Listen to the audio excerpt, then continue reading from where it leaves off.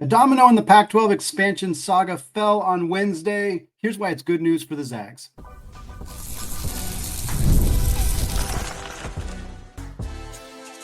You are Locked On Zags, your daily podcast on the Gonzaga Bulldogs. Part of the Locked On Podcast Network, your team every day. What is going on, y'all? Welcome into the Locked On Zags podcast, part of the Locked On Podcast Network, your team every day. I'm your host and longtime Gonzaga podcaster, Andy Patton, here to bring you news and updates on all things Zag athletics.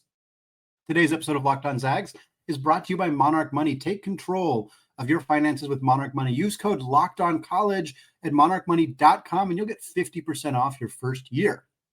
Well, folks, Game 6, the NBA Finals is Thursday. We're going to talk about what happened in Game 5 for both Chet, Holmgren, and Andrew Nembhard, plus discussion on the 247 Sports' updated 2026 class rankings. There's some surprising movement, some of it not great news for Gonzaga, some of it just very opposition from some of the other sites out there. So we're going to talk about that. Plus, we're going to talk about conference realignment because we haven't really gotten any major updates on the Pac-12 yet. And in fact, the most recent update on Wednesday morning from John Canzano, a well-respected reporter covering the Pac-12 for his own website, John Canzano BFT, as well as the radio show Bald-Faced Truth, he basically came out and said on Wednesday morning that he's expecting, that he's heard from a source that there will not be an update on expansion for the Pac-12 in the next 24 to 48 hours.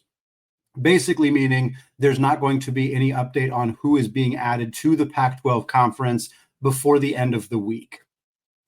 Thursday is a federal holiday in Juneteenth. Friday is typically not a day where you reveal major news, although we've seen that the House settlement came out on a Friday night, so it's not a guarantee that there won't be any major updates on Friday, but this isn't exactly shocking. I think the main kind of aspect of this is that most are expecting Texas State, the Bobcats out of San Marcos, Texas, are going to be added to the Pac-12 before the month of July begins. The Pac-12 needs a full member to be added before that date in order to be an FBS program, in order to be a conference that can compete for FBS and everything that you kind of need to be able to be viable in the D1 level of college athletics. So we know that this is going to happen. And we know that Texas State is the overwhelming odds-on favorite to be that eighth and final full member. As a reminder, there are 8 schools in the Pac-12. One of them is Gonzaga, of course, but since they do not have football, they don't count as a full member. So they're needing to add a school that will be in. They can't just add a football-only member.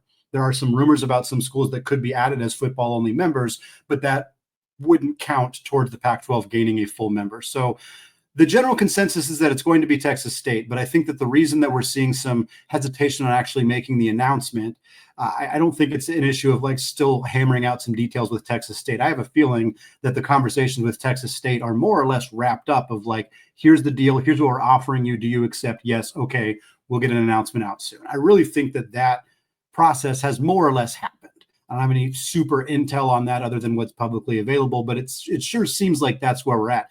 Part of the reading between the lines here is that if the Pac-12 didn't have anything finalized with Texas State, they'd be scrambling right now. Whereas I think waiting until the final day and then having Texas State, jump out or something like that could be very concerning for the conference. So I think that they have it basically ironed out that they're going to join. They're just waiting, I think mostly because they're hoping to add another school along with Texas State. Make this announcement be a little bit more exciting. Most people are kind of anticipating that it'll be a last minute, end of June, Texas State's joining the Pac-12, hurrah, and a lot of people will feel a little deflated or disappointed or maybe not as enthusiastic about that addition because it's been rumored for so long and it sort of feels like the Pac-12 grabbing at the last available option.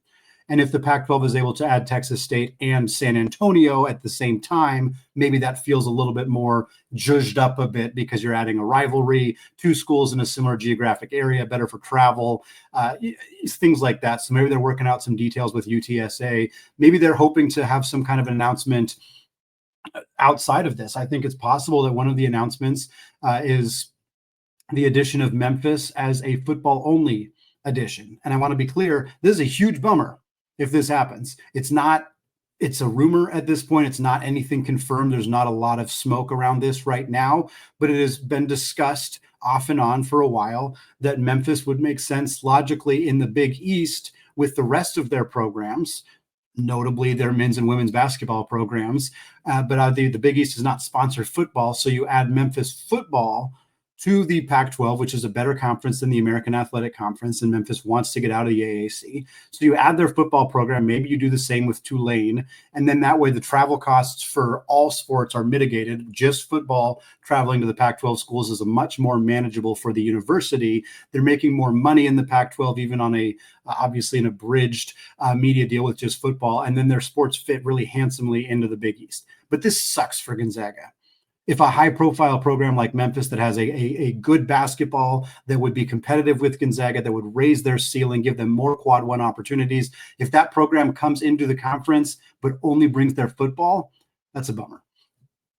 Ideally, if that is the case, ideally for Gonzaga, that would mean that Memphis would be willing to schedule games with Pac-12 schools, or maybe even there's some kind of scheduling agreement that comes into place. And frankly, if the Pac-12 is wanting to get some kind of scheduling agreement with Memphis basketball, they're going to dangle Gonzaga as the bait there. Like, hey, come play Gonzaga every other year. You'll play San Diego State or Boise State or whatever on the other years. You get to play Gonzaga every other year. Like, I think that's an appealing kind of way that this could work in a way that isn't just a huge bummer for Gonzaga, where they're adding a program that has great basketball, but they're not actually adding their basketball program. At this point, though, there's still other rumors. It could be maybe they're just waiting for another year, and Memphis and Tulsa and Tulane and maybe North Texas or Central Florida or some of those other American Athletic Conference schools are going to join in 2027, not in 2026, because of the amount of the cost would be much more manageable from an exit fees perspective if they joined a year later. But again, that wouldn't really, if that's the case, they're not going to announce that right now, most likely. So I think that they're really waiting to just see if they can add somebody with Texas State. Feels like UNLV is increasingly unlikely with the mediation with the Mountain West, with them signing a grant of rights to the Mountain West. It's just never felt like it was all that likely. And at this point, I think it's pretty much off the table. New Mexico State's been in the mix, but I just think it's a bad addition. They're one of the worst football programs in Division I college football. And I know this is a basketball podcast. I know this is a Gonzaga podcast. The Pac-12 is not going to add a terrible football program to their conference. It's not going to happen. Besides that, New Mexico State's basketball success was all under Coach Chris Jans, who's now at Mississippi State. They haven't had a lot of success since then. I'm not incredibly confident that that's a program that brings a lot to the table for Gonzaga or for the Pac-12 at large. And then, of course, the last piece of this, it's possible once the dust has settled, whether it's just Texas State, whether it's Texas State and UTSA, whether there's an announcement about future additions. Once the dust has settled here, the media rights deal is known, the full scope of the conference is known, at least from the 8 minimum football members, then I think you might start to hear some rumblings about St. Mary's. I know a lot of folks are anti-St. Mary's. We talked about it on the mailbag episode on Monday. It's not everybody's favorite cup of tea. It's not great for some folks, but again, it's not like St. Mary's not going to make the same amount of money as Gonzaga. In fact, they're going to make way less than Gonzaga reportedly as they would take a partial share. I just don't see this as that big of a deal. I think adding them back into the conference, having Gonzaga have that rivalry continue, them not stealing a big piece of Gonzaga's pie, I just don't, frankly, I'm perplexed why there is so much kind of vitriol for Gonzaga fans against St. Mary's joining the Pac-12. It doesn't make a lot of sense to me. It feels like this is something we should be wanting and cheering and hoping for. I am a big WCC fan, and that's the biggest downside to this, is it would crush that conference in a major way. But I'm all in favor of St. Mary's being out of the Pac-12 with Gonzaga. I think that's a really cool opportunity for the Zags to keep their rivalry alive. There was realignment movement that did happen on Wednesday. However, Sacramento State did join the Big West Conference. They announced that on Wednesday morning. They will join the 26-27 season.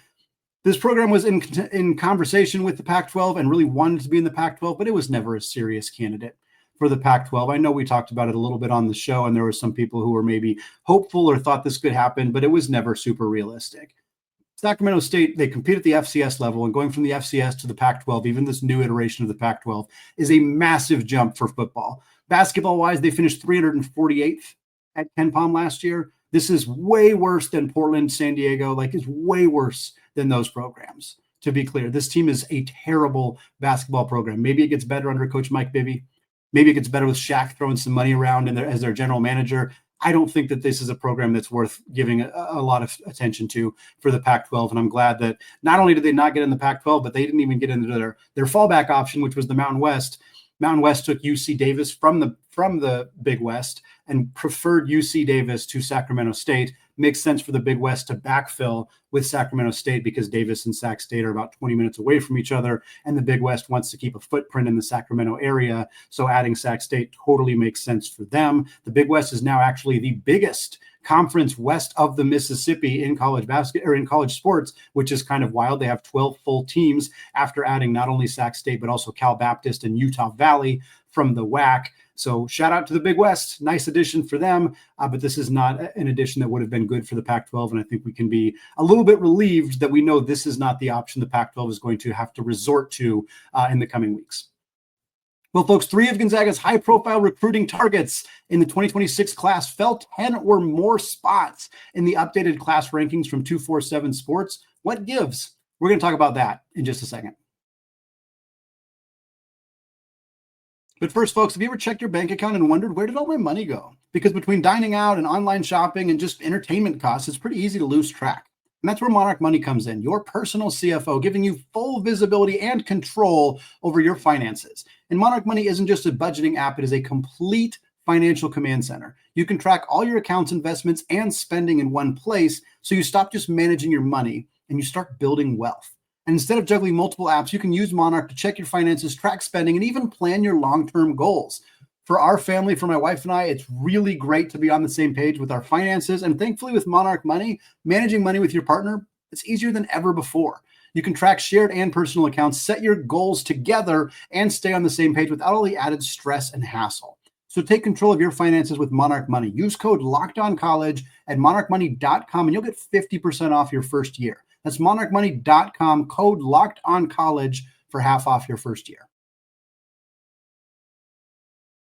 All right, folks, segment 2, still Andy Patton, still Locked On Zags podcast. Moving away from our conversation about conference realignment as we wait for the updates likely coming next week for the Gonzaga Bulldogs and the Pac-12 and who will be joining them in that conference. We're going to now talk about some more 2026 recruiting updates.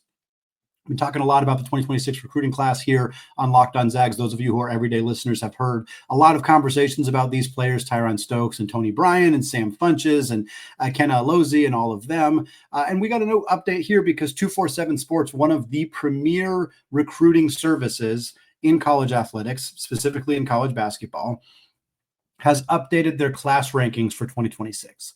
They did this following the May and June live evaluation periods, as well as the NBPA Top 100 camp. Between those 2 live evaluation periods and this camp, which had a ton of very high-profile players in this class participating, it makes sense to re-evaluate and re-rank your class because you've seen so many different players. And more importantly, the players who are playing at, instead of playing at like some of the basketball factories like Compass Prep, the ones who are playing just in public high schools, they got a chance now to compete against the best of the best. So you get to see, how does this player look against his peers? How does this player look against other top 50 players? Does he look better than them? Okay, maybe he should move up. Does he look worse than them? Maybe he should move down.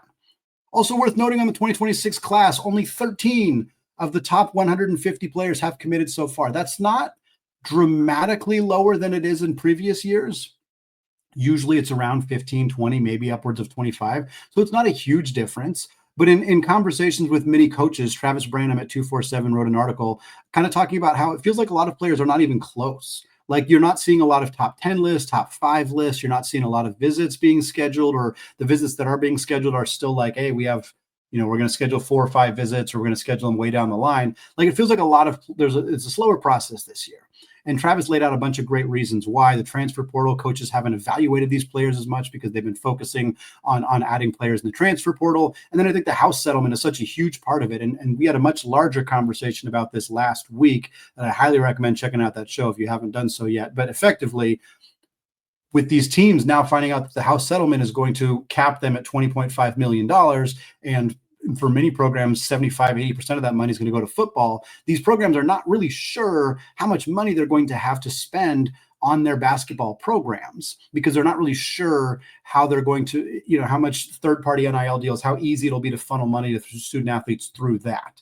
So these programs are feeling like, I can't guarantee $750,000 or $1 million to a 2026 recruit because I may only have $4 million to play with, and I need to build a whole team. Meanwhile, these high school recruits saw their buddies who are a year or two older than them get $750,000 or $1 million or whatever because they were spending like it was the wild, wild west. So these recruits are expecting a similar amount of money and they're not getting it.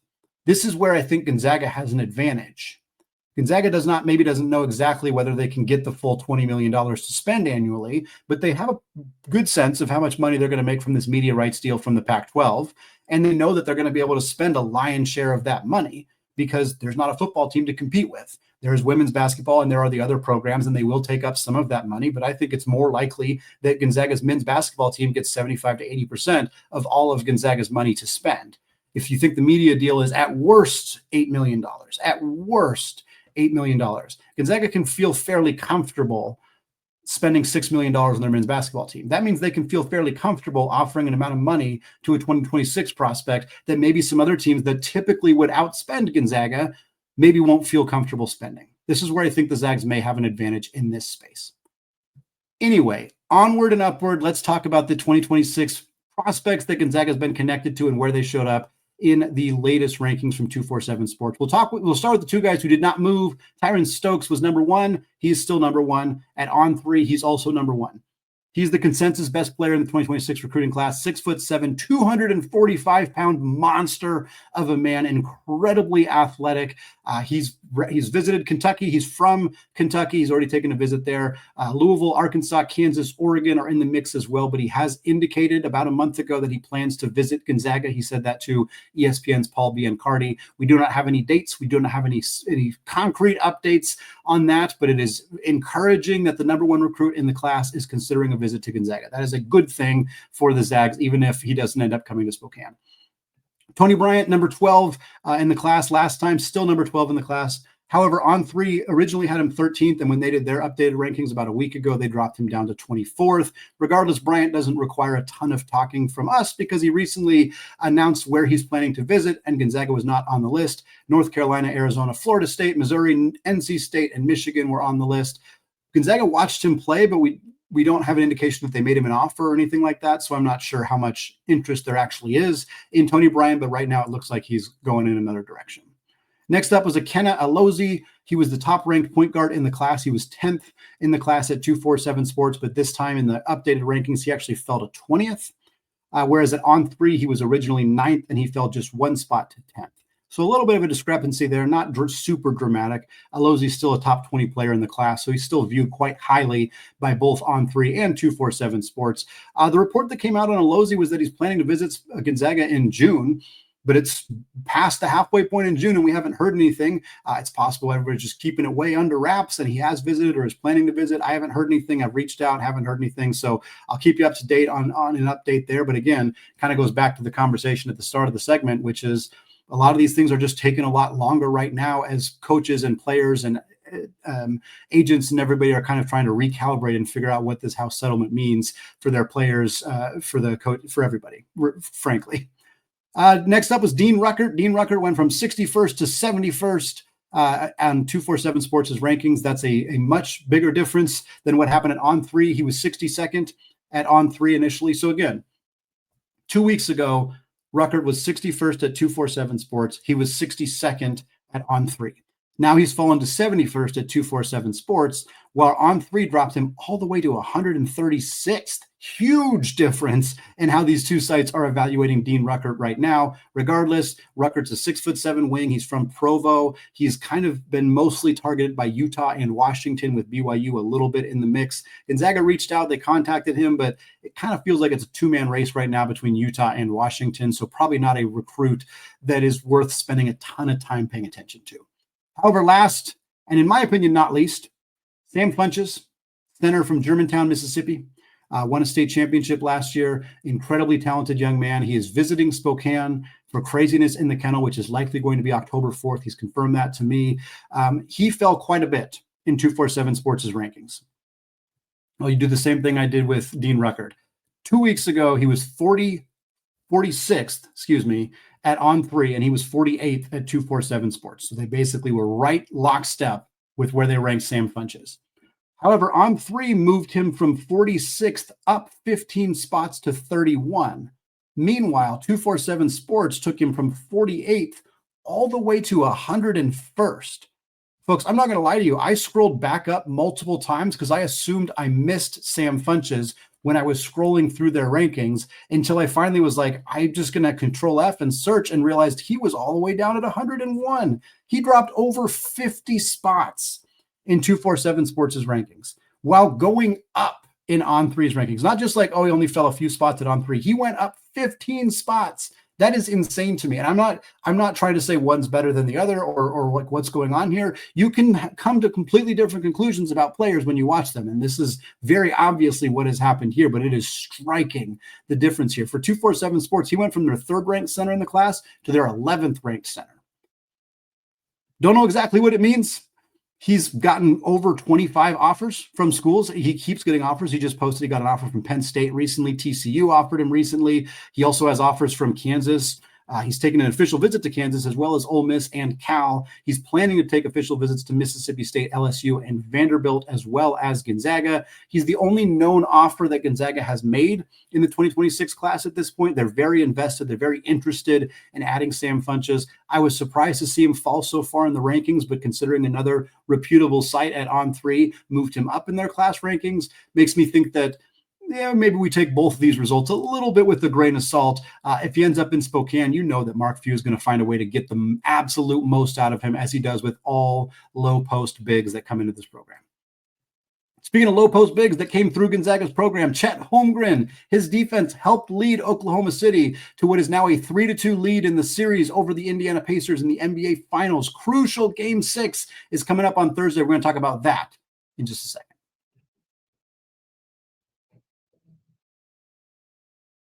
All right, folks, segment 3, closing out the show, talking about the NBA Finals, as we have maybe just a game minimum, 1 game, maximum 2 games left before we're done talking about the NBA. But we got to keep talking about the finals because there are 2 Zags in these finals, with Andrew Nembhard repping the Indiana Pacers and Chet Holmgren representing the Oklahoma City Thunder. If you're on YouTube, you can see the 2 jerseys hanging behind you.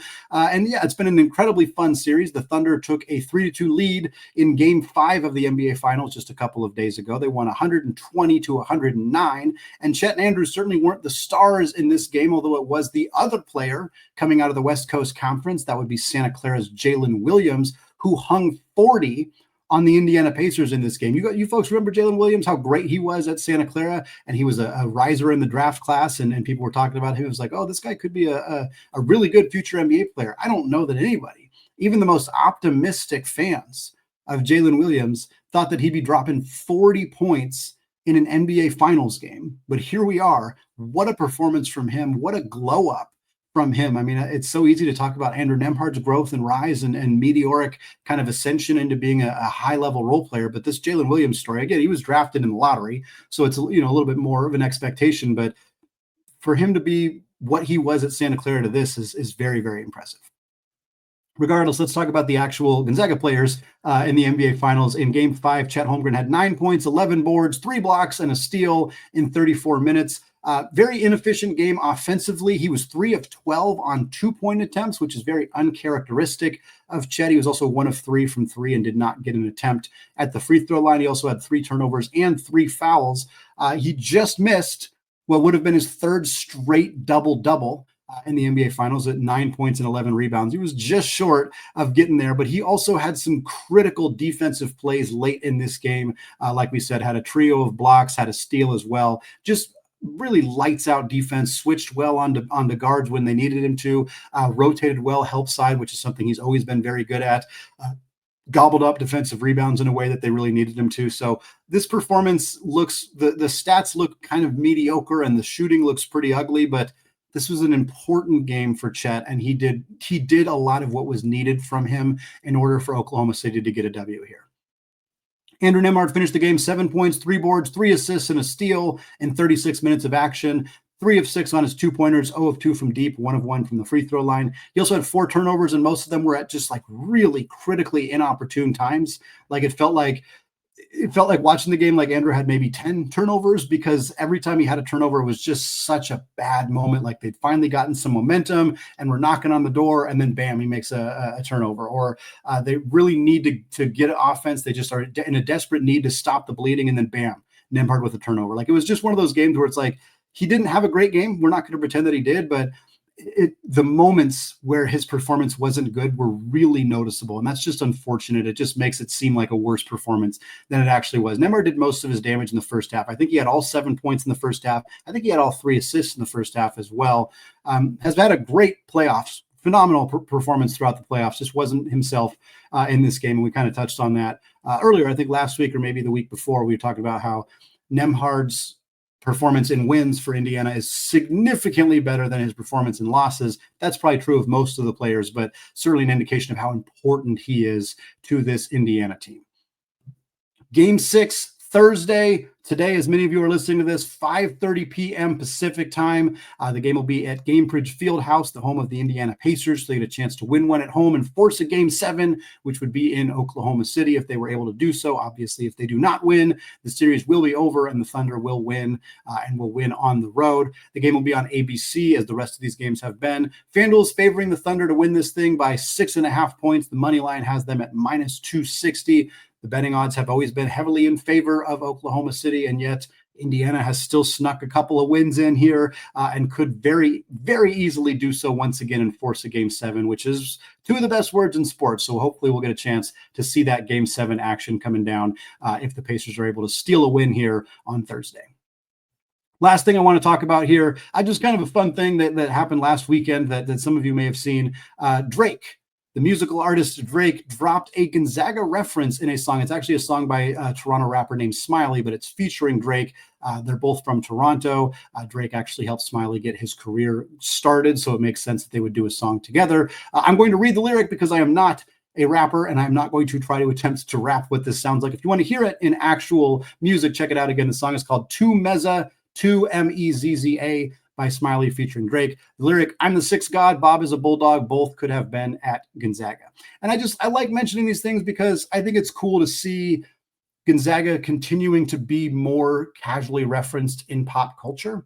I just think it's always fun to see kind of as the program has risen, as their kind of notoriety to the point where like you can feel comfortable saying the word Gonzaga in a song and know that the majority of people listening will understand what you mean. And that wasn't the case even 15 years ago, maybe even 10 years ago. I mean, I think it was more common then, but like, Adam Morrison was 20 years ago. And even after that, like people knew Morrison, but they didn't really know Gonzaga. And so we've started to see more pop culture references crop up that have Gonzaga in them. I'm going to list a few here, but if you think of one that I don't mention, please let me know. I have a running list where I keep track of this. I've considered doing a full podcast talking about pop culture references for Gonzaga, or maybe writing it into an article or like a short book or something like that. If we end up getting enough of them, I think it's just a fun thing. So here are a few that come to mind. Again, let me know if you think of any that I'm missing.